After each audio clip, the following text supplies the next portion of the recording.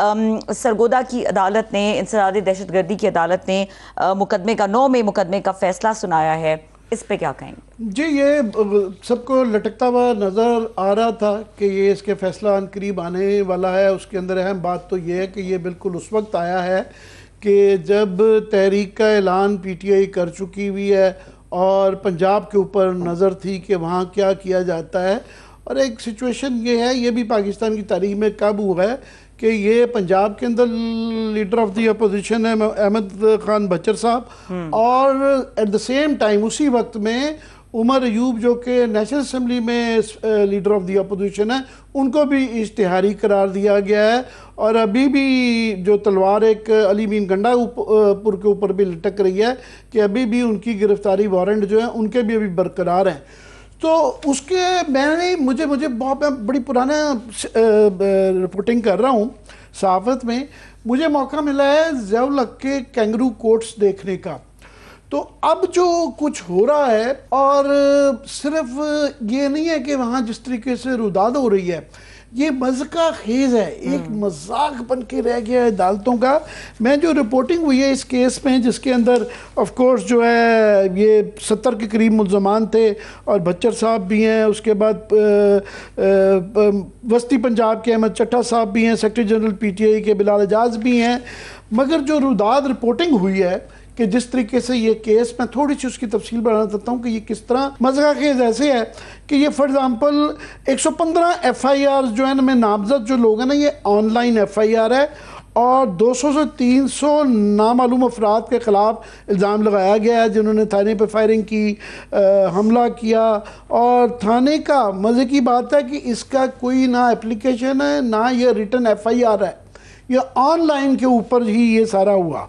उसके बाद जो आज 39 अफराद जिनको सज़ा हुई है, 36 को जो सज़ाएँ सुनाई गई हैं, उनका केस में कोई किरदार ही दर्ज नहीं है। और इल्ज़ाम ये था कि ये मौके पे मौजूद हैं, और बच्चर साहब और चट्टा साहब और बिलाल एजाज साहब, उनको साजिश के इल्ज़ाम पर सज़ाएँ सुनाई गई हैं।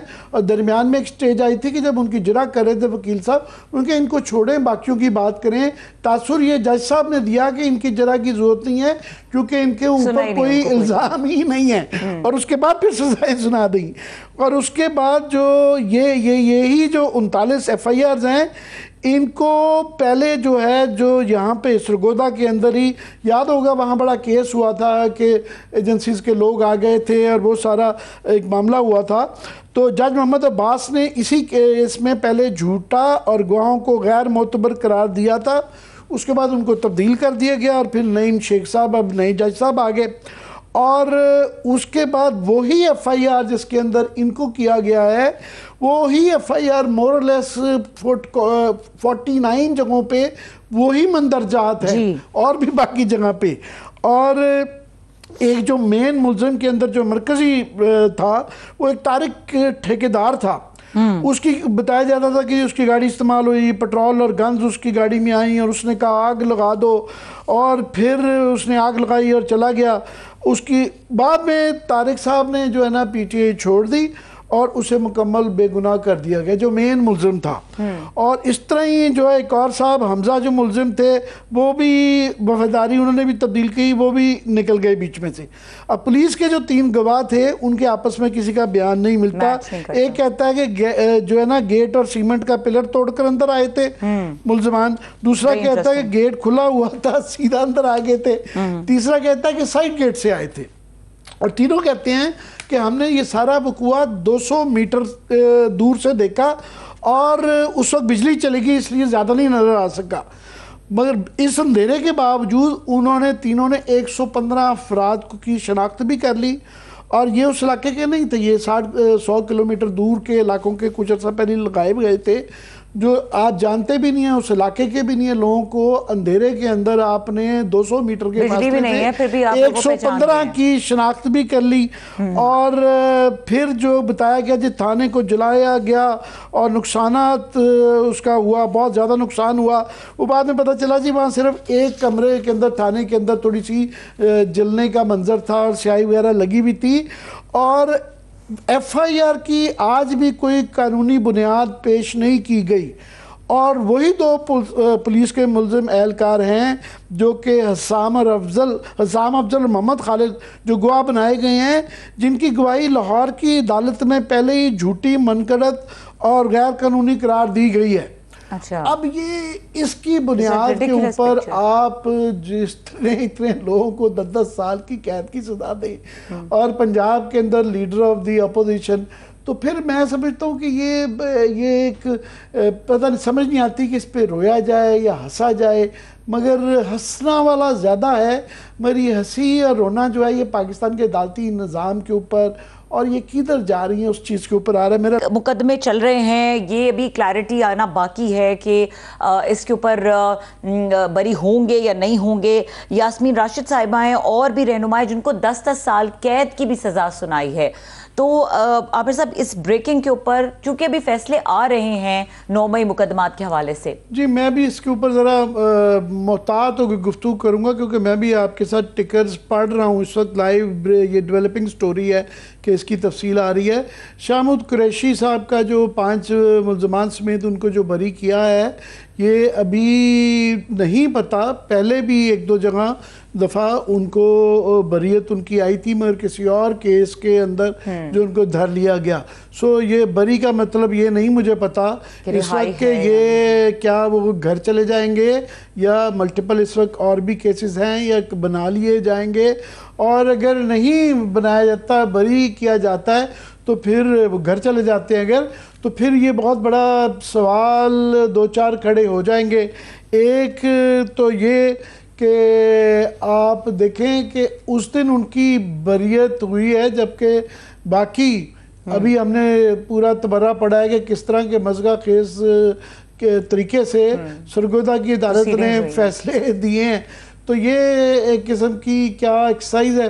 दूसरा, अगर वो घर चले जाते हैं, अगर उनकी बरियत प्रॉपर हो जाती है और बाकी केसेस में वो दोबारा नहीं अभी जेल में रहते, तो क्या वो ये जो तहरीक है इसको लीड कर पाएंगे?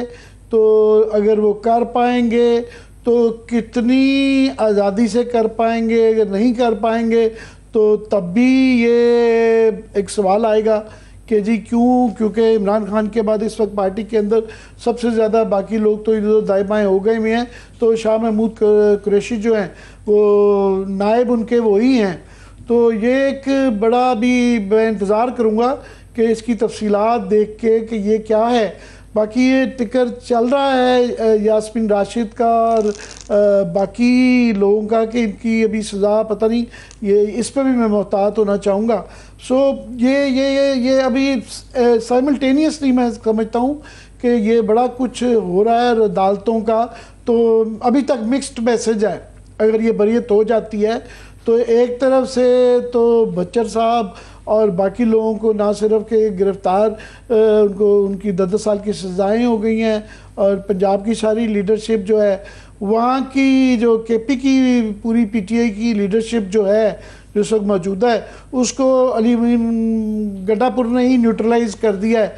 तो इस दौरान में जबकि एक तरफ पार्टी की लीडरशिप को सज़ाएँ सुनाई जा रही हैं, तो ये भी सवाल होता है कि इसके पीछे क्या इत्तेफाक है, मंतक है, और ये क्या इत्तेफाक है कि ऐसे मौक़ों पे ही उसी दिन जो है शाहमूद कुरैशी साहब की मुकदमे में बरियत हो जाती है। सो बरियत का मतलब वो फिर अगेन अभी मुझे नहीं पता कि ये इसके बाद वो घर जाएंगे या बाकी ये इसके कल तक। अच्छा आमिर साहब, ये जो फैसले एकदम से आना शुरू हुए हैं, आपको पता है कि जो 9 मई के केसेस हैं, हमने देखा है कि बाकी केसों की प्रोसीडिंग्स हुई और उसमें से कुछ खास नहीं निकला। जो 9 मई के केसेस हैं जिन लोगों के खिलाफ, वो एक बहुत इंपॉर्टेंस रखते हैं। अब ये जब तहरीक का ऐलान हुआ है और साथ ही फैसले आना शुरू हैं, तो do you see any link? तो वो क्लियरली है। ये आज इंतज़ार पंजोता साहब ने, जो कि इनके पीटीए के वकील हैं, उन्होंने एक ट्वीट भी की हुई इस सिलसिले में कि ये सुप्रीम कोर्ट का जो है ऑर्डर था कि ये मुकदमात जो हैं 4 माह में ट्रायल मुकम्मल करने की हिदायत का वो समझते हैं क्या ऑर्डर था। तो उनका ये पंजोता साहब का ये ट्वीट है कि इसका ये जल्दी जल्दी बगैर सबूत के बेगुनाहों को सज़ा दी जा रही है और इस सज़ा के होने में सुप्रीम कोर्ट की 4 माह में ट्रायल मुकम्मल करने की हिदायत का बहुत अमल दखल है। सुप्रीम कोर्ट की 4 माह की मुद्दत तयन के बाद जजेस ने दिन रात ये ट्रायल चलाए और किसी कानूनी तकाजे का ख्याल ना रखा। ये सज़ाएँ हमेशा हमारे अदालती निज़ाम पर स्याह धब्बे के तौर पर रहेंगी। सो ये एक तो लीगली भी सुप्रीम कोर्ट का ऑर्डर था और वैसे भी आप देखें ये 9 मई को ये काफ़ी अरसा हो गया है, अब ये तकरीबन जो है साल से ज़्यादा बल्कि 2 साल होने को हैं। तो वो मुकदमात तो चल रहे थे, ये की जा रही थी कि जनाब ये उसका फैसले तो होने चाहिए, मगर इसके क्या पॉलिटिकल कॉन्सिक्वेंसेस हैं और ख़ास तौर पे इस तहरीक के ऊपर जो कि इस वक्त अनाउंस की हुई है। और क्या अब ये लेटेस्ट जो है शाहमूद कुरैशी साहब की अगर वो आएगा तो फिर ये भी सवाल आएगा कि उनके जो है, हालांकि उन्होंने जितनी बेचारे ने 2 साल, मुझे बिल्कुल भी कभी भी किसी को भी मेरा ख्याल शाहमूद कुरैशी साहब ऐसे ख़ानदान से उनका ताल्लुक़ है जो कि हमेशा राइट साइड ऑफ पॉलिटिक्स पे रही, तो किसी को उम्मीद मेरे समेत नहीं थी कि वो 2 साल की कैद काटेंगे। तो उनका एक कदकाठ उन्होंने अर्न किया है, बन चुका हुआ है, तो उनके निकलने से क्या ये तहरीक जो है इसके अंदर जान पड़ जाएगी या मजीद कंफ्यूजन क्रिएट या, मगर अभी ये क्लियर नहीं है कि वो इसका मतलब घर जाना है या